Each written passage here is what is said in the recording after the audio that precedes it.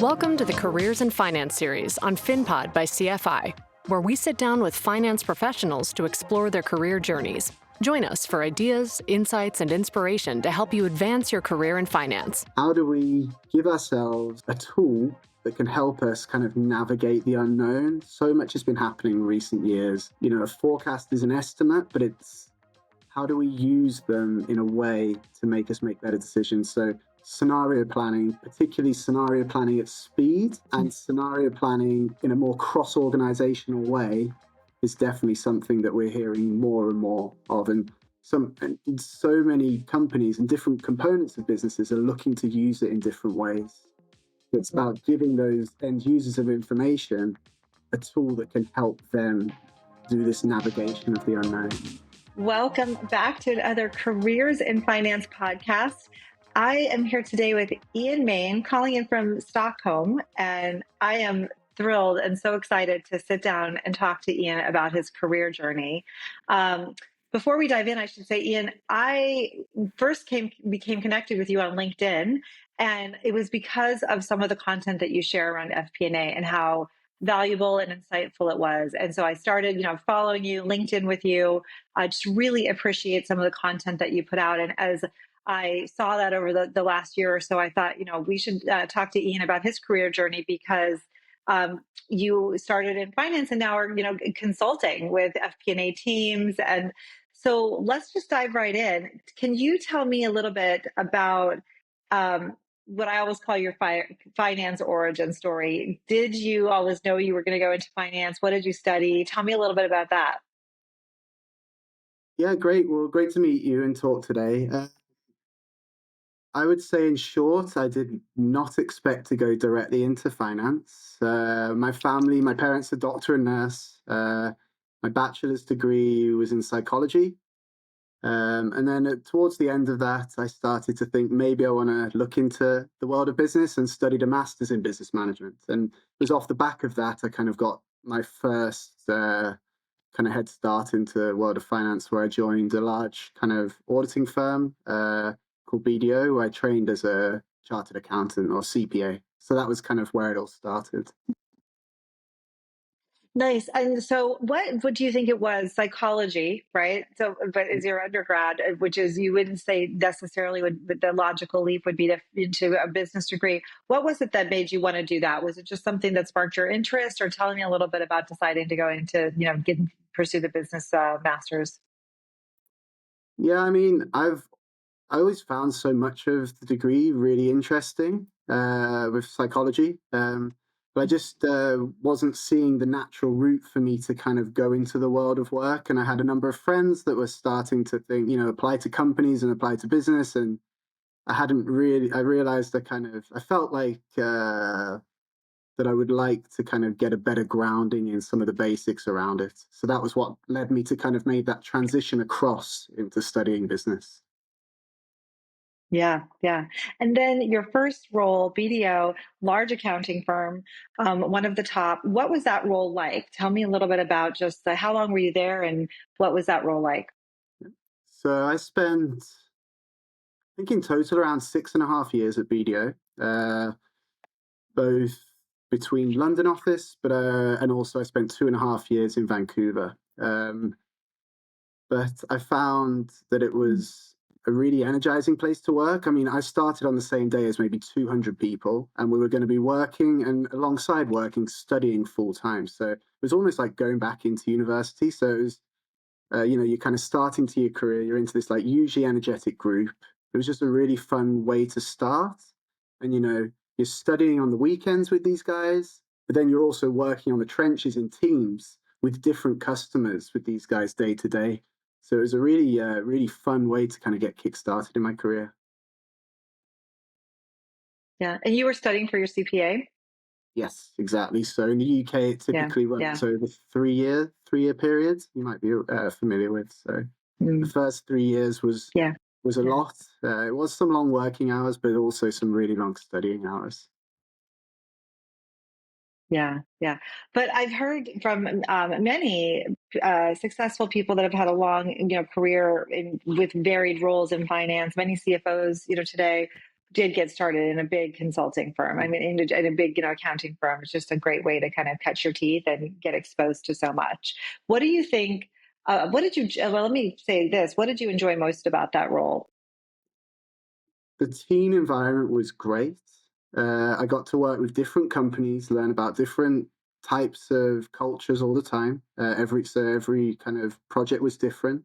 So I loved the team environment. What I think I didn't appreciate at the time, but reflect on it now, is you really got trained to be an expert in something from an early age, like studying deep on accounting and seeing it applied in different industries, different types of companies, and different countries. Like it's a privileged place to be. So I think for that reason, I look back on it so fondly. And I'm sure it informed so much of your career journey, just having Absolutely. that base. So when did you decide, to move on to your next role? And what was that next role after BDO? So I was a manager at the time, and I can't remember the details. I think I just decided I wanted to take the step into what we call moving into industry. So I'd been in Vancouver for a couple of years and come back to London and decided that as great as it's been, I wanted to test something new.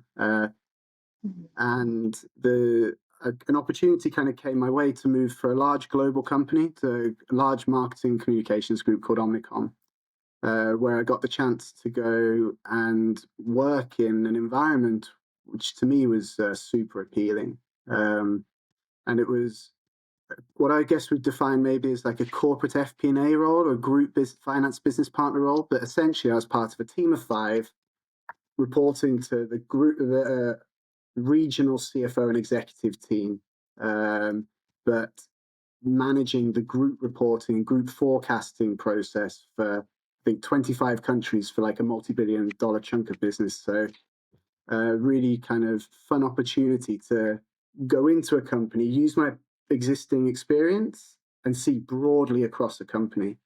So that was a really fun opportunity, and the chance to be a finance business partner to CFOs and CEOs of different countries, managing the business on a granular level. So day to day, there was just so much variety. So I just kind of, on paper it looked good, so I went for it, and it was a great experience also. So that first role, what was that like day to day? You mentioned the day to day, working with the different countries, but what was the day to day in that role like?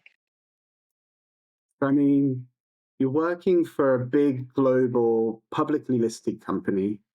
So, I mean, reporting and getting numbers out, it formed a big part of the role. On a month-to-month basis, there's always, monthly, quarterly reporting that has to be done. But, that forms a period of any given month. Between that time, you start working much more closely with the business units on their day-to-day kind of decisions that they maybe needed to get through the systems and processes that exist in a big company. So, for example, helping them do their capital expenditure requests and plans, to making requests for new hires, to planning for pay raises, to helping them manage moving into new office spaces with the property teams. Like every day and every country had a different set of challenges, and we were there to just kind of help them, listen to them, and help them figure out how to get through. Which is so much of that FP&A type of role, right? Is really truly business partnering.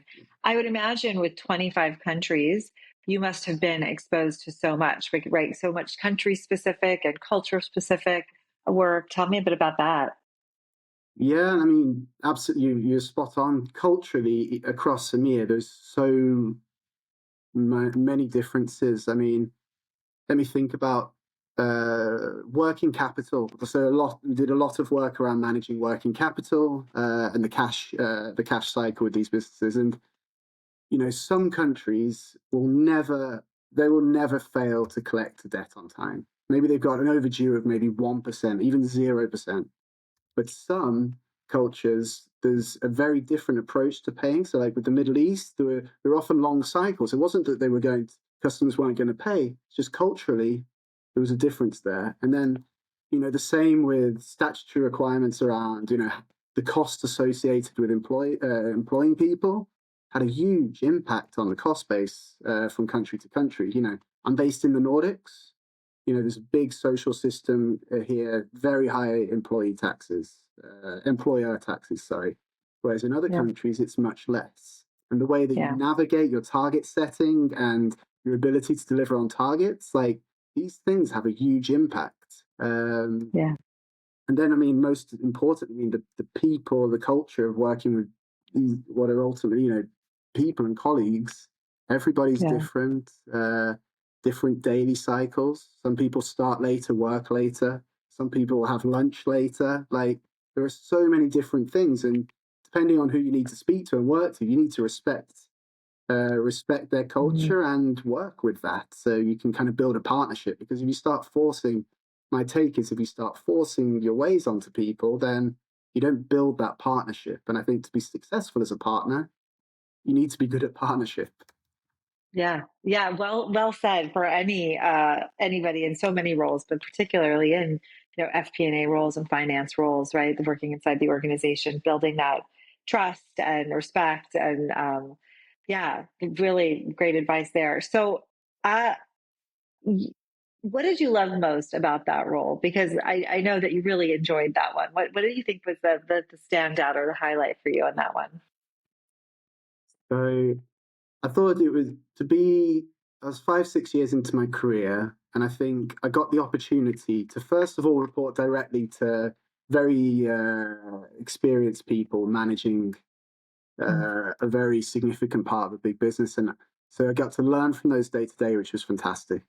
And then likewise, to join them a lot in meetings with CEOs and CFOs of individual business units, to get that experience, to listen and hear about what they care about, what's keeping them up at night, and then over time build relationships where you go from maybe just listening to them starting to ask you questions. I think that to me, so early in my career, was like a really humbling and fun opportunity.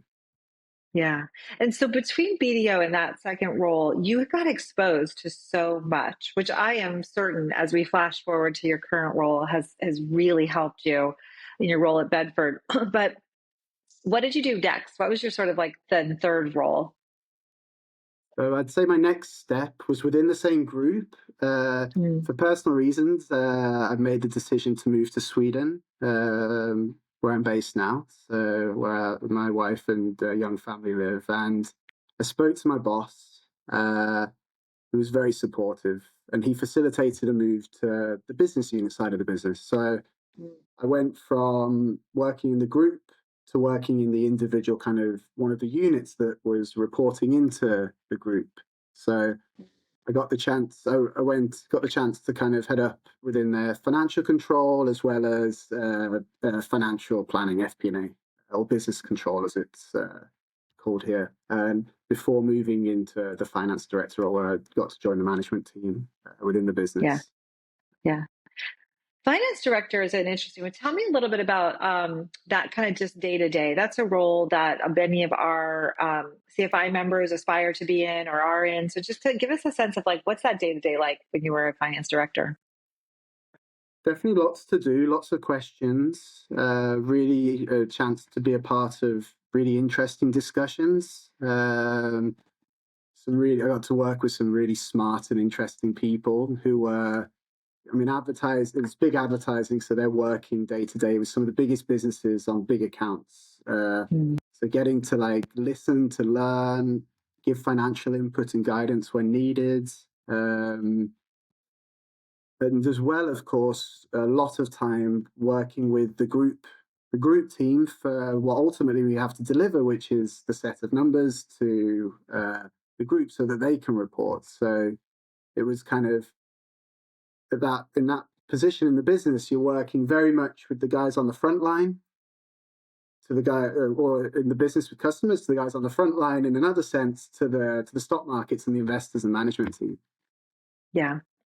So you mentioned like, building partnerships, and I'm curious, what do you Well, first is like, what is your personal philosophy to building those partnerships? Because they're so important. You mentioned, like, you have so many constituents and stakeholders.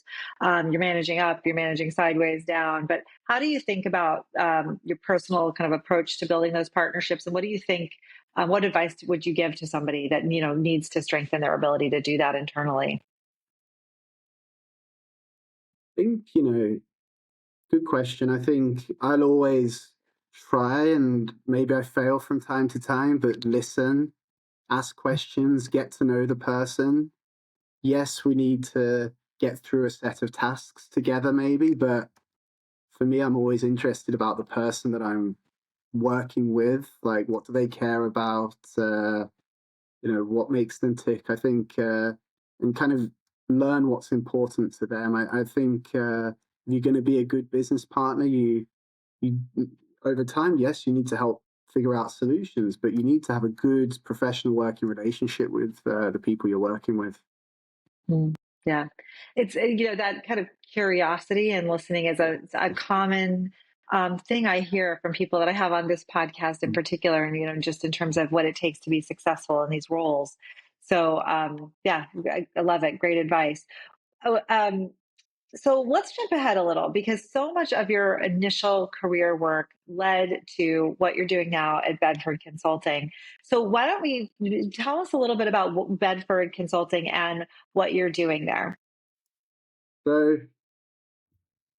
what towards the end of my time where I was within Omnicom, I was kind of introduced to the world of financial modeling and Power Query by one of the guys in the team, and I kind of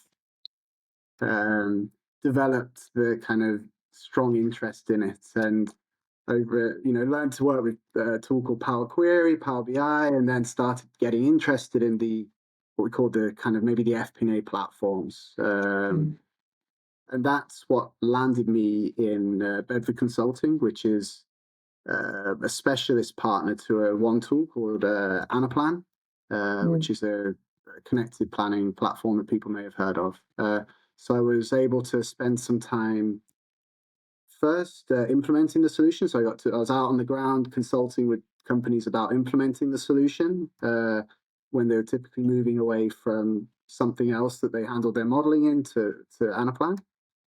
And then for the last couple of years, I've been working in a role which is a bit more focused on working with companies that are up and running with Anaplan. They've got the tool. They've taken big steps with how they want to kind of modernize their approach to FP&A. But you've invested in a platform. Where do you go next? As a business, what are the key value add planning related processes that you could bring in the platform to scale up your over time business performance? So I get to day-to-day work with different companies who are starting to think, okay, we're up and running. Where do we go next? And how do we start building a more connected planning organization, which is super fun. So I get to work with my former self a lot. I work with a lot of, as you might expect, with finance leaders, as well as kind of business planning leaders around the business to kind of help make sense of how they could maybe use the technology alongside new processes to kind of take the company to a new level. Yeah. I think that's such an interesting part of it to be working now once they've got it and then thinking about how do you really leverage it, right? Because so much technology, not just in finance, but companies invest a lot to stand up these platforms and programs and then don't do the next things that they need to do to really take advantage of it. So what are some of the trends right now that you're seeing inside of organizations? You're you're exposed to so many different types of organizations. What do you see as some of the trends right now? Good question. And I've tried to frame some of these in my content recently. You may have seen it. I can kind of outline a few. Maybe we can kind of talk about some examples of type of how companies are trying to do that. Definitely seeing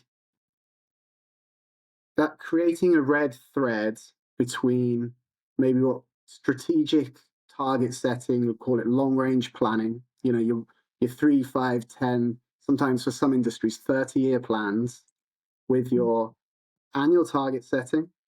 So, you've the component of that longer range plan into an annual goal, which then manifests itself in what many companies use for rolling forecasting. So the more close to the operational performance.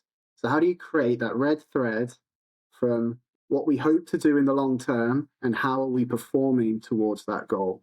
So how do you not have disconnected plans, but how do you get them working in a more kind of aligned way? So that's one. So another trend that is definitely being talked about a lot and top of mind, especially with leaders and decision makers, is how do we use our forecasts and our projections to make better decisions? Like, they can't just be a set of numbers on a spreadsheet.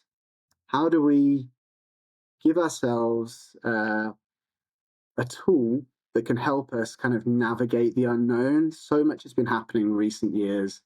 A forecast is an estimate, but it's how do we use them in a way to make us make better decisions? So scenario planning, particularly scenario planning at speed and scenario planning in a more cross-organizational way, is definitely something that we're hearing more and more of. And so many companies and different components of businesses are looking to use it in different ways. So it's about kind of giving those end users of information a tool that can help them do this navigation of the unknown. So, you mentioned doing that with working across the business, obviously in different functions, which finance, FP&A leaders and teams do. How do the best teams, or have you even seen it? Because I think it's rare with true silo busting, right? Like, how do some of the best teams break down silos where there's kind of true collaboration on, things like scenario planning and contingency planning and things like that? I mean, it's definitely very difficult. There are some companies that are really leading the way, and I'm talking about tools and processes here, but there needs to be, like, the underlying culture and attitude towards change.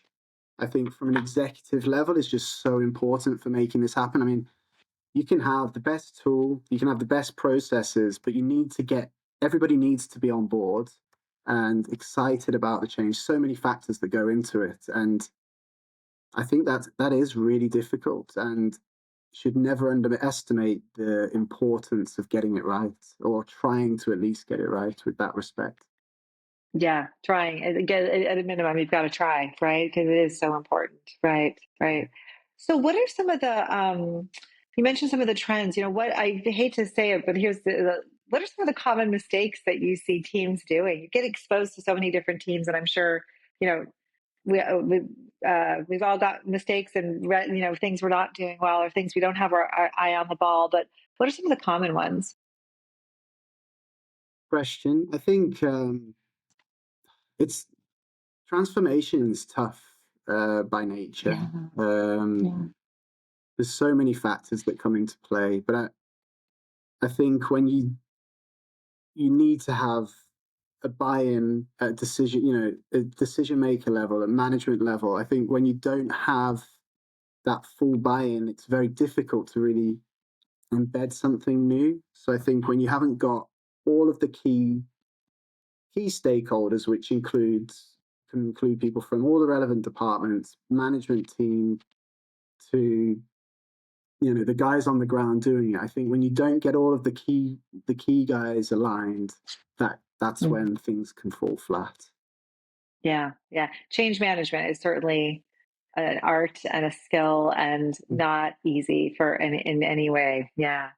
So before we wrap up, I'm curious for you, how would you compare and contrast the difference between working inside of organizations like Omnicom, incredible global large organizations, and then now working as a consultant with a vast variety of different organizations? What's the difference? So I would say, from my experience when working, say, maybe within the company, within the business, I mean, you're involved in so many different things in a different way to when you're a consultant. So coming in as a consultant, you typically focused on one area. It might relate ultimately to many parts of the organization, but you're coming to focus in on one kind of key area. And if you're on the side of working within the company, it's one of many other things. So I think it's been an important learning for me to always remember and respect that, people have time, they have their priorities. And that, to me, if I can build that level, demonstrate that I understand those realities, gives me a chance to be a better consultant, because I'm typically one of a number of things of the leaders I'm working with, that's on their plate at any one time. So that's definitely a big difference. Whereas maybe the variety comes as from a consulting perspective by working with lots of different companies. On the inside, it's working with lots of different tasks, but within the same company. Yeah. So similar but different, right? Yeah. What advice would you give to somebody who, thinks about their career path and thinks, perhaps they want to get into consulting? What advice would you give somebody? I think if you want to do something, go for it. I think I did a few years ago. I did my executive MBA here in Stockholm, and one of the best sessions that we did was a session called "Fail Gloriously," and it was run by this guy. Did a brilliant job. He had us all running around. It's all built around the fact, like, if you're going to fail, just fail gloriously. Just go for it and see what happens. But if you have an interest in doing something, just put yourself out there. Don't doubt yourself. You bring so much to the table. And if you're interested in doing something, then trust yourself that maybe the people that you're going to meet would love to meet you too. Best advice ever. You've just got to go for it, right? You've got to take the leap. I love it. Oh, that was a great way to wrap up today, Iain. Thank you. Thanks for sharing your story. And I highly recommend, if any of our listeners are interested in FP&A, which I know most are, follow Iain on LinkedIn, because he's got some great content that he puts out. Super insightful, super helpful. So, Iain, enjoy the rest of your day. Thank you so much for joining us on Careers in Finance. Thanks, Anna. Great to be here. Thank you. Thanks for joining us today. We hope you enjoyed the conversation. FinPod is brought to you by Corporate Finance Institute, the #1 rated online provider of finance and banking training, certifications, and productivity tools.